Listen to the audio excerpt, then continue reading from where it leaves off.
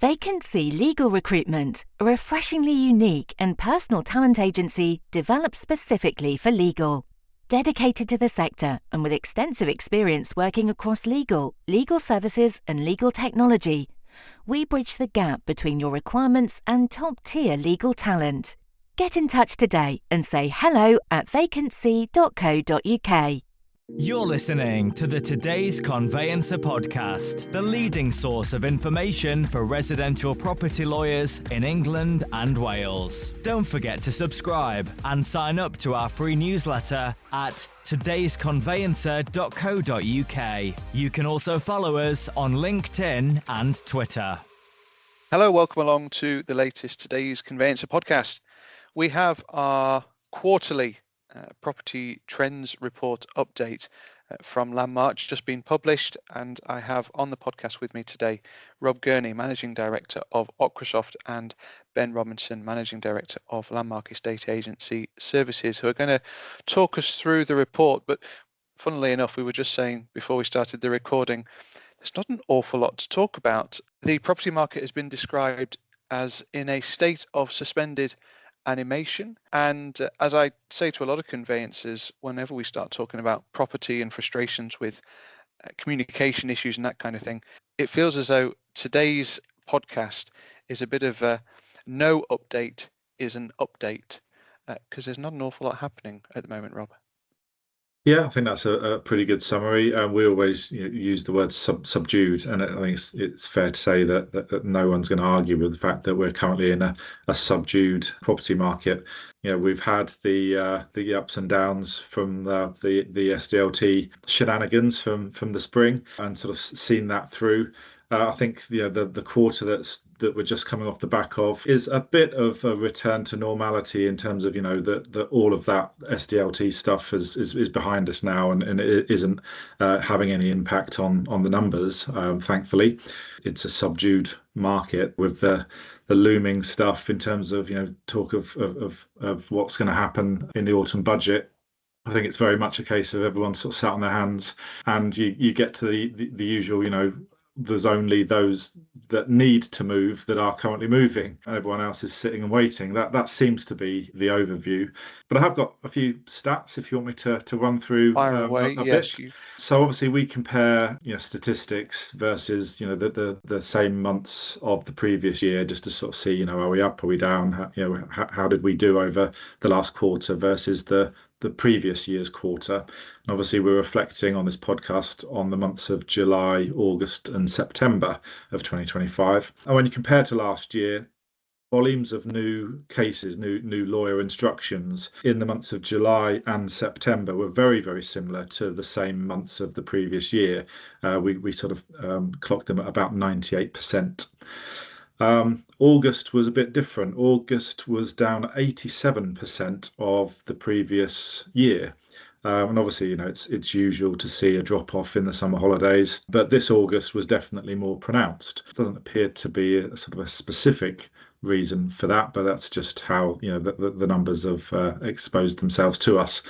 In terms of completions, again, July was 95% of the previous year, August 87% of the previous year, but actually September rose to 122% of the previous year.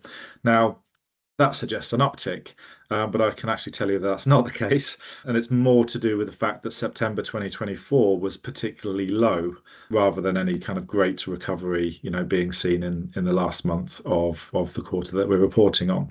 So there's kind of your stats for instructions and completions. As you know, we always look at the ratio between instructions and completions.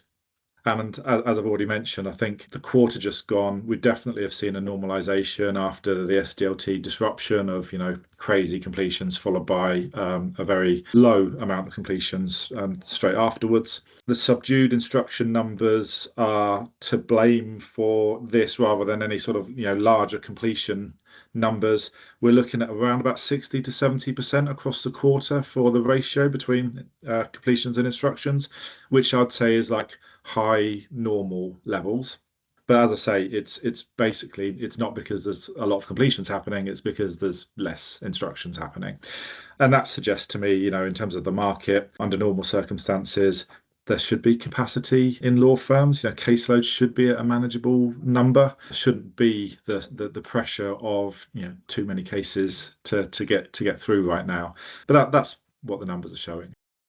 And the issue that we're sort of seeing here, as you've identified, is there's some funny sentiment out there in terms of the upcoming budget. We're really not very sure what the Chancellor may or may not do. Lots of speculation floating around about changes to stamp duty, of course, as well. And last time we were chatting, Ben, you talked about a price correction coming to the market as well, which presumably has had an impact in these numbers. Yeah, definitely. I think multiple reliable sources have reported that there's been a record year for price reductions. Actually, in some areas, we've seen more price reductions in the last few months than sales or listings, which shows you how extreme that's been. And I think that's because of all the reasons we've sort of mentioned, and also a glut of supply. If we look at the supply figures in the last quarter, they began to come down year on year. But what we've got to remember is last year was actually quite a strong year for supply. A lot came in, and throughout that, if you look at the supply demand ratio, they've generally not been in lockstep until the last quarter, which suggests there is some news around that's put them both on the same trend line. And I think other than September, which Rob has explained was actually to do with the numbers last September, not actually the pattern. The trend is downwards, because now people are starting to see, wait a minute, it's not selling.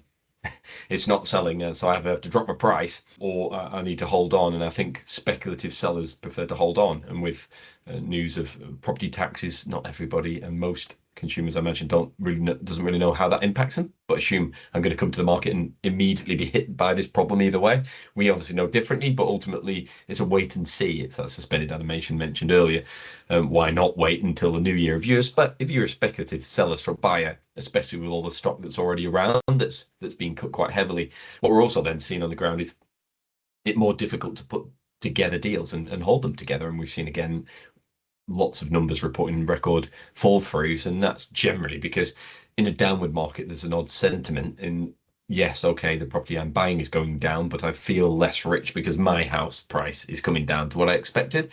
Whereas on the way up, you get the opposite challenge in that, yes, my house price is going up, but so someone else's, but everyone feels quite positive because it feels like more money in the bank. So on the way down, you're trying to put deals together where someone's accepted perhaps an offer that's much lower than they went on the market for, and then a bad survey comes in. There's very little room for negotiation. So again, the speculative mover might say, I'm going to wait till the market turns, whenever that is in the future. So we're seeing quite a bit of that as well, which makes for a difficult picture. So, suspended animation, good word. I think last quarter was out of trend in terms of the supply coming down, but I think those are the reasons, speculative movers wait until next year now, seen lots of stock on and record price reductions, which we suggested would happen at some point, not necessarily record, but significant, just due to the supply and demand. At some point, the market finds balance as well, though, against affordability and price. And what I'm hearing on the ground is where those properties are priced correctly, that are the buyers. They will move, but they've got to be spot on.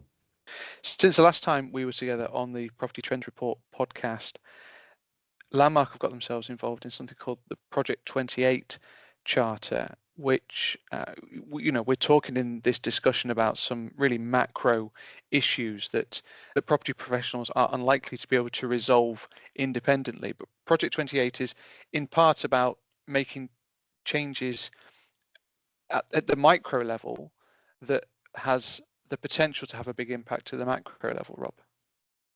Yeah, it's a good point. I mean, obviously, yeah, we can't directly, no industry participant can directly affect what's going on in the UK economy, but indirectly, we can have an impact. And yeah, Project 28 is a series of commitments from a number of industry participants that are all looking at, the process of property transactions, not just conveyancing, but across the whole spectrum. And if as it says on the tin, Project 28, the idea is that the number of commitments, which we can talk about in a second, are all put together and adhered to by all.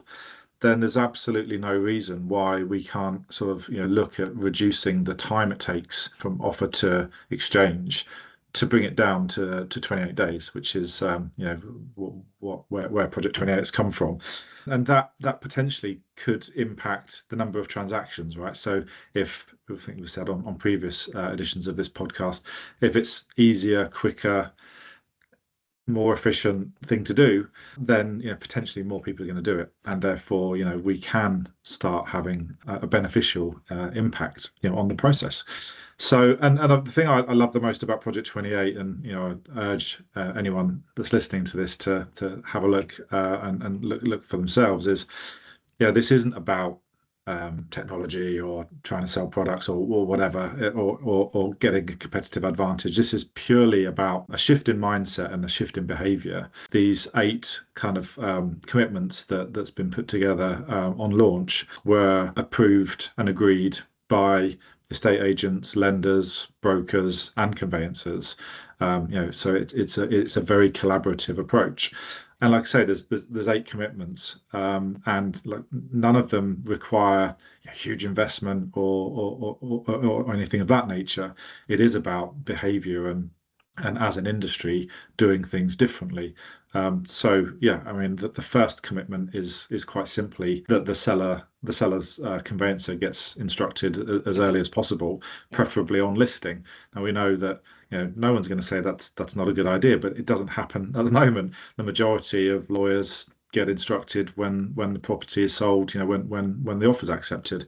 For me, this is the single biggest thing that we can do to actually change things for the better, because it instantly takes the pressure away from the lawyer on the sales side of the transaction to try and be ready instantly, because it's impossible to do that, right? So get the lawyer instructed at the point of listing, and then they have that golden window to put the perfect pack together in readiness for a much smoother conveyancing transaction when a buyer comes along. So yeah, we won't go through all 8. But that for me is the first one, and it's the most fundamental. I don't know, Ben, if you want to showcase or highlight your fave.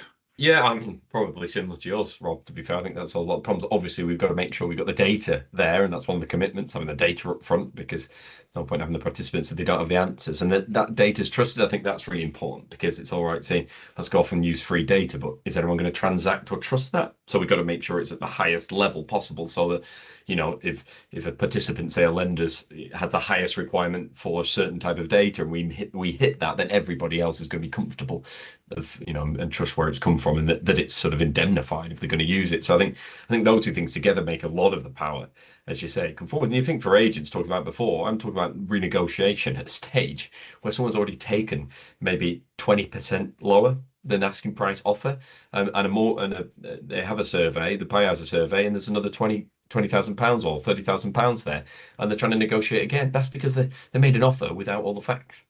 This is about saying, when you make an offer, you've got all the facts. So of course you can commit sooner. And you said there, Rob, it's the industry doing something for the industry and for home office to lift everyone. It's not about fighting each other. We actually lift everyone. Everyone's better off. And not only will we maybe get more transactions, the fact is you're going to get them through the pipe with more certainty and less effort. So you're actually going to be getting more for less. We know there's an inordinate amount of time, maybe 40% plus, spent by property professionals just ringing each other, chasing for what's going on. Imagine getting rid of that. You give all of that time back. Suddenly that fee that looks tight today is profitable in that period. So I think, if you look at controlling the controllables, that's something we can control. And it might be a journey. It doesn't a magic wand, but you've got to do step at a time, and over time we can make the difference. And I think that's the really powerful part about it. No matter what the economic environment, we're moving through optimally, to everyone's benefit. If that's a very brief overview of the Project 28 Charter, it can be found at propertytransactionscharter.co.uk. The phrase that comes to mind with this is that rising tide lifts all boats. You sort of alluded to that, Ben, and it'd be interesting to see how that project develops. But we're out of time for this podcast. We try and keep it quite short and tight, don't we, in terms of an update on what's happening in and around the market. Thank you to Rob and Ben for sharing the detail of this quarter's report. Thanks, David. Thanks, David. The Today's Conveyancer podcast is available on your preferred podcast provider. It's also available on todaysconveyancer.co.uk. Thank you to Ben and to Rob. Thank you as ever for listening, and we'll see you again soon. You're listening to the Today's Conveyancer podcast, the leading source of information for residential property lawyers in England and Wales. Don't forget to subscribe and sign up to our free newsletter at todaysconveyancer.co.uk. You can also follow us on LinkedIn and Twitter.